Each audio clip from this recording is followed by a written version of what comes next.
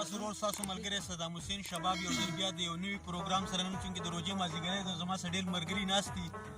سیف الله پریاد اکرام زاهد ډېر ملګري دي حنیف الله زما سره ټول ناست دي عبید را سره ناست دی په مختلفو کسانو کې څونه زما ملګري دي مختلف ټیلنټ پکې د څوک شاعري کوي څوک ټپې کولی شي نو اول خو زه خواست کوم اکرام څنګه چې هغه موږ ته یو دوه درې ټپیزې ووایي او بیا به په کلام واورو د سیف الله پریاد نه زه به ورته یو کلام ووایم نو اکرام به اول تاسو ټپیزې وي خو زه ته خواست کوم چې اواز لږ تیز کړي چې ملګري په زوره واوري ځکه چې بیا انجای هم کړي نو اکرام او دیس زمانه ښکلی نه دی د اوړي نور وښلی نه دی او زړه انتظار چولی نه دی یما ماشومتوب لیدلی نه دی یا زه خپل غربت لوبو ته چرته پریښې یما هی پریښې یما یا د لوړو غرونو په سر ګرځه زه وږې تږې نهر ګرځه یا ګریوان شلېدلی بهر ګرځه یا دا مرور مرور ګرځه یا کمې رزاق لید هندوي زوی به یما هی زوی به یما دا چې د زور خبرې پرېږده زما د رور خبرې پرېږده او دی د مور خبرې پرېږده یا د رنګه تور خبرې پرېږده یا مالی غواړه رنځور ورپسې شومه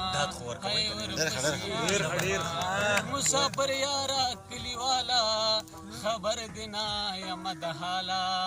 چې چرته یې اوسې خوشحاله یا زما د زنې د سرخاله یا د اشنا ماله امانت به دې ساتمه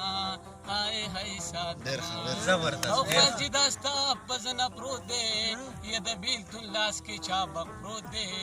او غم د جانان مې په سر پروت دی یا په خوله او په مخ مې ستا د خولې چا پروت دی یا په کور کې یم چې دا زبردست او ګاړې مې ډک په سټین ولاړ دی یا جانانه غاړه راکوه چې درنه زما ستا په موټر مینه نیمه یا ستا د موټر په ډریوره او مینه یمه یا ول تکلکه غاړه راکه یا بیا دې دادا لو ټوپک ورکه چې راځي نه یا په تهمت مه شرمېږه یاره یا په ښو ځوانانو پسې تل وي تهمتونه او مازدیګر ښه دیدنې وشي یا به د غرمه د لیلا کور کوي خوبونه زبردست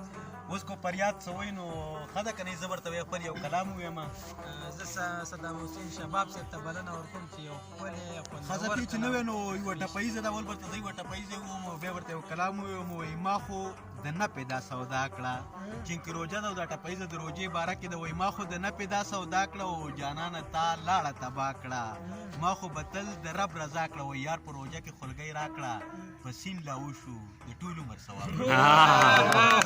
او یو کلام دی وایي چې دوه یاران غاړه غاړی مې د نظره تیر شي چې دوه یاران غاړه غاړی مې د نظره تیر شي او ستا د هجران غشې زما د خوږ ځیګره تیر شي او ښه غریب نیولی شم د شرمه چغې نه وباسم ښه غریب نیولی شم د شرمه چغې نه وباسم او چې مې نیازبین ډالۍ په خوا کې ناخبره تیر شي او مخکې شعر دی وایي د پورې کلي وران ګودر راله پیغور راکوي د پورې کلي وران ګودر راله پیغور راکوي په پالنګ خوب کړې زړه دې څنګه د نښتره تېرې شي فریاد صاحب مخکې شعر دی وایي د لر او بر پښتنه خاوره د یو جود غوندې ده